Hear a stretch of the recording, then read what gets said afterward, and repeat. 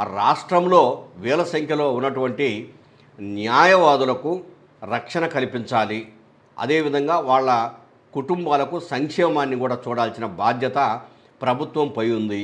ఈ మేరకు ఎన్నికలకు ముందు ఎన్నికల ప్రచారంలో చంద్రబాబు నాయుడు ఇచ్చిన హామీ మేరకు తప్పనిసరిగా వాళ్ళ సంక్షేమము భద్రత బాధ్యతలను చూస్తామని చెప్పాము.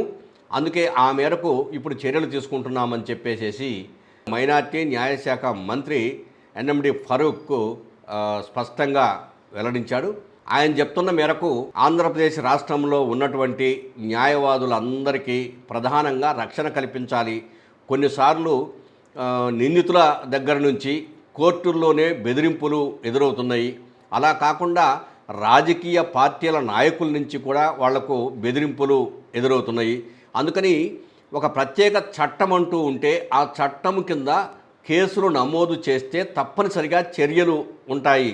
సాధారణ పౌరులకు వర్తించే సెక్షన్ల కంటే ఒక ప్రత్యేక చట్టం ఉండడం ద్వారా వర్తించే సెక్షన్లు వేరుగా ఉంటాయి. కాబట్టి అందుకని వాళ్ళ కోసం ప్రత్యేక చట్టాన్ని తీసుకొస్తున్నాం.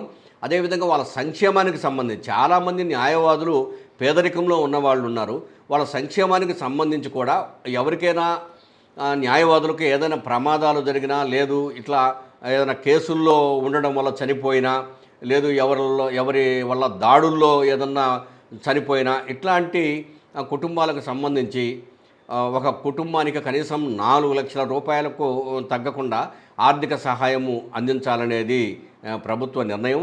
ఇప్పటికే 1174 కుటుంబాలకు సుమారు 50 కోట్ల రూపాయల నిధులను ప్రభుత్వం మంజూరు చేసింది. త్వరలోనే ఆయా కుటుంబాలకంటే ఒక్కొక్కరికి 4 లక్షల రూపాయల వంతున ఒక కుటుంబానికి అందజేసేందుకు కూడా చర్యలు తీసుకుంటున్నారు. ఈ విధంగా ఇప్పటికే చాలామంది కొత్తగా వచ్చినటువంటి న్యాయవాదులకు ప్రభుత్వము వాళ్ళ సంక్షేమం కావచ్చు, లేదు వాళ్ళ ఎదుగుదలకు కావచ్చు, నెలకు 5,000 రూపాయల వంతున ఆర్థిక సహాయం కూడా వాళ్లకు అందిస్తుంది. గత ప్రభుత్వం అందించింది. ఈ ప్రభుత్వం కూడా ఆ న్యాయవాదుల సంక్షేమంలో భాగంగా ఆ మొత్తాన్ని అందిస్తుంది. మొత్తం మీద ఇది ఇప్పుడు ఈ న్యాయవాదులకు ప్రత్యేక రక్షణ చట్టము సంక్షేమం అనేది దీనికి సంబంధించినటువంటి బిల్లు తెలంగాణ రాష్ట్రంలోనూ వచ్చింది. అదేవిధంగా కర్ణాటక రాష్ట్రంలోనూ వచ్చింది. ఇంకా కొన్ని రాష్ట్రాలలో కూడా ఇట్లా ఈ విధమైన బిల్లులు ప్రవేశపెట్టడానికి నిర్ణయం తీసుకుంటున్నారు.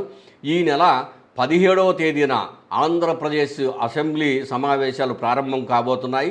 ఆ సమావేశాలలో బిల్లును ప్రవేశపెట్టడానికి ఇప్పటికే ముసాయిదా తయారైంది. ఈ ముసాయిదాను ఇంకా పరిశీలనలో ఉంది. దీంట్లో అవసరమైతే ఇంకా కొన్ని మార్పులు చేర్పులు చేస్తాము. తర్వాత అసెంబ్లీలో ప్రవేశపెట్టి దీనిని చట్టంగా తీసుకొస్తామని చెప్పేసి ఆంధ్రప్రదేశ్ ప్రభుత్వం ప్రకటించింది.